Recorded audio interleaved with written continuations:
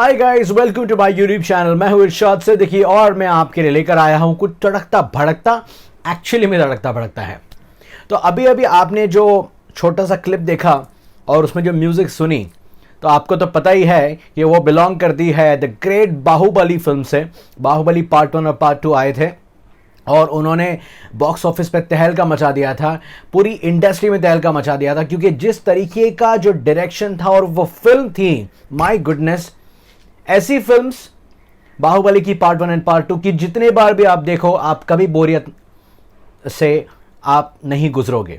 सो उनके जो director S Rajamouli, who is a master director, तो उन्होंने फिर से एक सिक्सर मारा है। और वो कैसे मारा है आप तो जानते ही हैं कि RRR यानी कि RRR ये नाम की फिल्म जो है हाल ही में रिलीज हुई 25 मार्च 2022 को। अंबर से तोड़ा सूरज वो प्यारा, अम्मा के आंचल में ढक डाला सारा। तो इसमें NT रामाराव है junior, then of course we know Ram Charan, the great Ram Charan इसमें है, देन आलिया भट्ट है, अजय देवगन है, और भी बहुत सारे कैरेक्टर्स हैं जिन्होंने ब्रिटिश जो एम्पायर के जो कैरेक्टर्स हैं प्ले किए हैं। सो यार, सबसे पहली बात तो 26 तारीख को मैंने ये फिल्म देखी, आज है 28 तारीख, और ये 2 दिन मुझे लगे ये वीडियो करने के लिए, क्योंकि ये मूवी ही इतनी ज़बरदस्त है कि ये मूवी देखने के बाद मुझे प्रिपरेशन की बहुत ज़रूरत थी कि मैं इसमें क्या रिव्यू में ऐड करूं, क्या नहीं करूं, एट्सेट्रा एट्सेट्रा एट्सेट्रा। लेकिन यार, जब ये मूवी रिलीज हुई तो दूसरे मूवीज का ये हाल हुआ। खत्म, bye bye, tata, goodbye, गया। यस ऑफ कोर्स, ये हाल तो होना ही था। और आप जानते हैं, सबसे पहले तो यार देखते हैं कि इसकी डिटेल्स, प्रोडक्शन डिटेल्स। तो आप तो जानते हैं कि प्रोडक्शन में एस राजमौली जो है, उन्होंने ये फिल्म डायरेक्ट की है और इन्होंने ही co-written it with another person. Then apart from that, इसका जो म्यूजिक है, म्यूजिक आप जब सुनोगे, बैकग्राउंड स्कोर और म्यूजिक सुनोगे, तो आप जान जाओगे कि MM कीरावनी, जिन्होंने बाहुबली का भी म्यूजिक दिया था, उन्होंने ही इसका जो म्यूजिक दिया है। प्रोडक्शन कॉस्ट है 550 करोड़। लेकिन जब यह मूवी रिलीज हुई तो फर्स्ट डे में ही वर्ल्ड वाइड जो बॉक्स ऑफिस कलेक्शन मूवी का था, दैट वाज 250 करोड़ अप्रॉक्सीमेटली। और आज 28 तारीख है, तो 3 दिन में, जहां तक मेरा ख्याल है और जो भी मैंने रिपोर्ट देखी हैं, 3 दिन में मूवी ने अपने जो प्रोडक्शन का जो कॉस्ट है वो वसूल कर लिया है।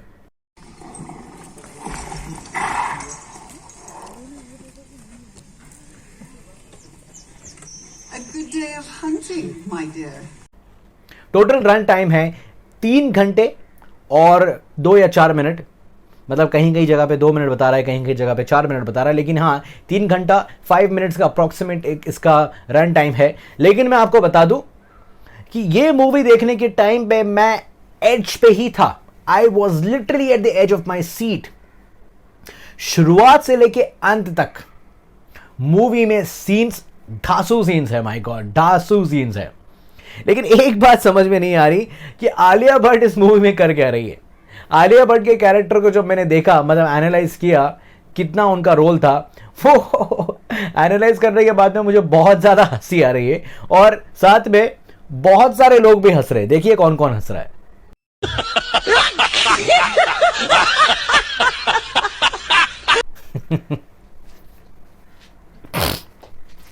हंसने वाली बात तो थी यार, मतलब ऐसी क्या जरूरत आन पड़ी थी आलिया भट्ट की, मतलब आपके पास मूवीज ही नहीं है, आपके पास में मिलने के लिए बंद हो चुकी है, या फिर आपके पास काम ही नहीं है, जो कि आप इतनी बड़ी मेगा स्टार मूवी में एक ऐसे छोटा सा आप रोल कर रही हैं जिसका इतना कोई इंपॉर्टेंस भी नहीं था, जहां तक मेरा ख्याल है। मतलब ये कोई भी कर सकता था, तो तुम्हें क्या जरूरत पड़ी थी। Any which ways, Alia Bhatt, Gangubai के रिलीज होने के बाद में ये छोटा सा जो रोल आपने किया, इसकी जरूरत नहीं थी। हाँ, अजय देवगन का कैरेक्टर हम कह सकते हैं कि यार it was a brief character, लेकिन फिर भी इंपॉर्टेंट कैरेक्टर है। राम, उन पत्थरों से गोली दागी थी? नहीं बाबा। Okay, that way. तो यार ये मूवी बेसिकली एक फिक्शनल स्टोरी है विच इज बेस्ड इन 1920, और ये जो 2 लोग हैं इसमें, एनटी जूनियर और हमारे जो रामचरण, इन्होंने रेवोल्यूशनरीज का काम प्ले किया है ब्रिटिश एम्पायर को लड़ने के लिए। दोनों अपने अपनी तरीके से लड़ते हैं। एक होता है जो कि ब्रिटिश एम्पायर के पुलिस में होता है, और एक होता है कि जो कि अपना नॉर्मल काम कर रहा होता है, लेकिन फिर भी वो एक रेवोल्यूशनरी होता है। दोनों के मकसद कहीं ना कहीं मिलते थे ब्रिटिश एम्पायर के खिलाफ, लेकिन जो रास्ते हैं, जो शुरुआत है, उनकी अलग अलग जगह से होती है और अलग अलग सोच से होती है बेसिकली।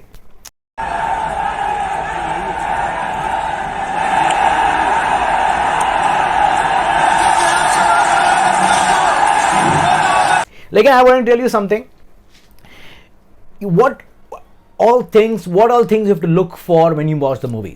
मूवी में धमाल सीन्स है जानवरों के साथ में। टाइगर का जबरदस्त सीन है, आप मिस ही मत कीजिएगा। और टाइगर के साथ में और भी कुछ वाइल्ड एनिमल्स है जिनकी एक बहुत ही ग्रैंड एंट्री होती है, ये भी आप मिस मत करना। इतने सारे एक्शन है, और एक्शन के जरिए एमएम कीरावानी ने बता दिया है कि यार एक्शन के मामले में रोहित शेट्टी तो उनके आसपास भी नहीं है। रोहित शेट्टी को मतलब यार बहुत बुरा फील हो रहा होगा अगर ये सुन रहे होंगे तो, लेकिन yes that is the truth बड़ी। रोहित शेट्टी कहीं भी नहीं है। लेकिन हाँ, मैं आगे बताने से पहले ये महाशय भी कुछ कह रहे हैं। ओए ओए ओए ओए ओए ऊट ऊट अटैक अटैक आम आम आम ऊट ऊट अटैक ओए ऊ। हाँ, तो मैं यही कह रहा था कि सीन्स बहुत ही वेल प्लेस्ड है, डायरेक्शन बहुत ही जबरदस्त है, ग्रैंड मूवी है, ग्रैंड। मतलब शुरुआत से ही आपको लगेगा कि ये मूवी तो यार मिस करनी ही नहीं चाहिए। और मेरे हिसाब से इस मूवी को ओटीटी पे कभी नहीं आना चाहिए। उसका रीजन यह है कि ये जो है, this is a larger than life movie, और इस तरीके की मूवीज को थिएटर में और डॉल्बी डिजिटल के साउंड के साथ में, या फिर जो भी बड़ा साउंड होता है बेसिकली, उस साउंड के साथ में और बड़े पर्दे पे देखने का जो मजा है, उसके अलावा ये मूवी का देखने का मजा फोन में या फिर लैपटॉप पे आएगा ही नहीं।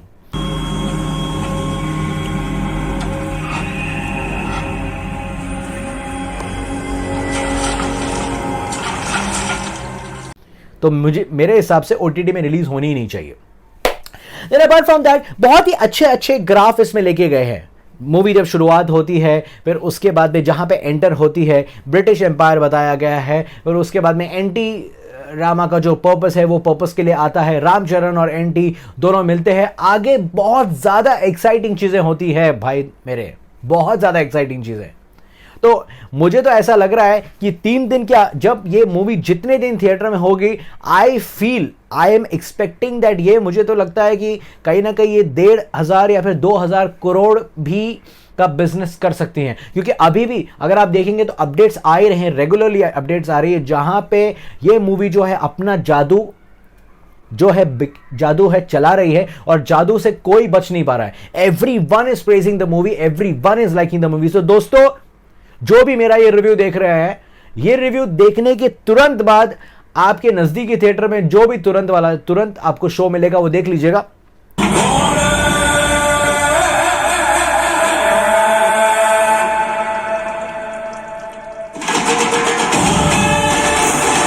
और हां, वन टिप, अगर आप इसे 3D में देखते हैं तो और ज्यादा मजा आएगा, क्योंकि जिस तरीके का एक्शन है 3D में ऐसा लगेगा कि वो आपके ऊपर डायरेक्ट आ रहा है, तो वो देखने के लिए आप मिस मत कीजिएगा। हां, अगर ऐसा हो रहा है कि आपको 3D का कोई शो आपके कन्वीनियंस के हिसाब से नहीं मिल रहा है, तब आप नॉन 3D में जाइए, उसका भी मजा अलग है, लेकिन देखिएगा जरूर। Okay, S S. Rajamouli is back here with his magic, and Ram Charan और एनटी का जो जादू है, it is just going amazing.